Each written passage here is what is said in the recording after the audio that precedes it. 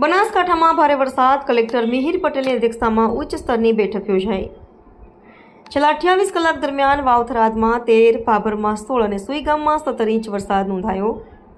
500થી વધુ લોકોનું સ્થળાંતર. રસ્તા ધોવાણથી 13 જેટલા ગામડા સંપર્ક વિહોણા. 1.50 લાખ ફૂડ પેકેટ અસરગ્રસ્ત નાગરિકો સુધી પહોંચાડાશે.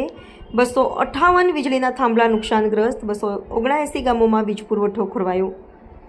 વીજ પુરવઠો ફરી કાર્યરત કરવા ટીમો તૈયાર. જિલ્લામાં એનડીઆરએફ અને એસડીઆરએફની ટીમો તૈનાત. રેસ્ક્યુ કામગીરી તેજ કરાઈ. નાગરિકોને કલેક્ટરે નદીકાંઠા અને નીચાણવાળા વિસ્તારના જવા અપીલ કરી. નમસ્કાર. છેલ્લા 24થી 28 કલાકમાં હવામાન વિભાગની આગાહી મુજબ બનાસકાંઠા જિલ્લામાં ભારે વરસાદ પડેલો છે. એમાં પણ ખાસ કરીને જે સરહદી વિસ્તારના તાલુકા છે તેમાં જો વરસાદની વાત કરીએ તો છેલ્લા 27-28 કલાકમાં વાવ અને થરાદમાં 13 ઇંચ, ભાભરમાં અંદાજિત 16 ઇંચ તથા સુઈગામમાં 17-18 ઇંચ કરતાં પણ વધારે વરસાદ પડેલો છે. વરસાદની આગાહીને ધ્યાનમાં રાખીને આજે તમામ જે જિલ્લાની શાળાઓ, આંગણવાડીઓ તથા તમામ શૈક્ષણિક સંસ્થાઓને બંધ રાખવા માટેની સૂચના આપવામાં આવેલ છે.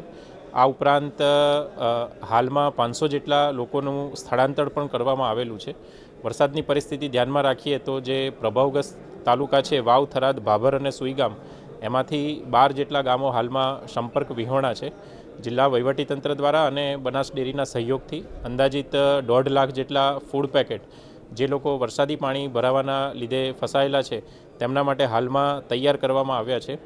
ખૂબ ભારે પવન સાથે વરસાદ પડેલ હોવાથી 258 જેટલા વીજળીના થાંભલાઓને પણ નુકસાન થયું છે અને હાલમાં 279 જેટલા ગામડાઓ છે તેમાં વીજળી નથી. જે વીજળી મરમ્મત કરી અને પાછા લાવવા માટે તમામ ટીમોને સૂચના આપવામાં આવી છે. આ ઉપરાંત હાલમાં 6 જેટલા પશુ મૃત્યુ નોંધાયેલા છે.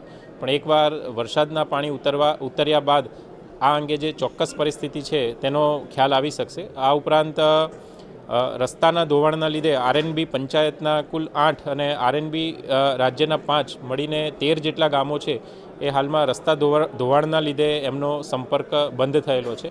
હાલમાં જિલ્લા કક્ષાના તમામ અધિકારીઓ, એસપી શ્રી, ડીડીઓ શ્રીની હાજરીમાં અહીંયા થરાદ ખાતે મિટિંગ રાખવામાં આવી છે અને તમામ જે વિભાગો છે RNB state, RNB panchayat, CDHO, ખેતીવાડી, એનિમલ હસબન્ડરી, તમામ પ્રાંત મામલતદાર, ટીડીઓ તમામને એલર્ટ માટે જે ફસાયેલા લોકો છે તેમના તાત્કાલિક રેસ્ક્યુ કરવા માટેની પણ અહીંયા સૂચના આપવામાં આવેલી છે. આ ઉપરાંત હાલમાં જિલ્લામાં એક એનડીઆરએફ અને 2 એસડીઆરએફની ટીમો તૈનાત છે. આ ઉપરાંત વધુ એક એનડીઆરએફ અને વધુ 2 એસડીઆરએફ ટીમો સરકાર તરફથી મોકલવામાં આવી રહી છે. જિલ્લા વહીવટી તંત્ર તરફથી તમામ જે નાગરિકો છે એમને ખાસ અપીલ કે નીચાણવાળા કોઈ વિસ્તારમાં કે નદીકાંઠાના વિસ્તારોમાં ના જઈએ અને જ્યાં ઓવરટોપિંગના કારણે રસ્તા પરથી પાણી પસાર થઈ રહ્યું છે ત્યાં બિનજરૂરી સાહસ ના કરવા માટે તમામને વિનંતી કરવામાં આવે છે.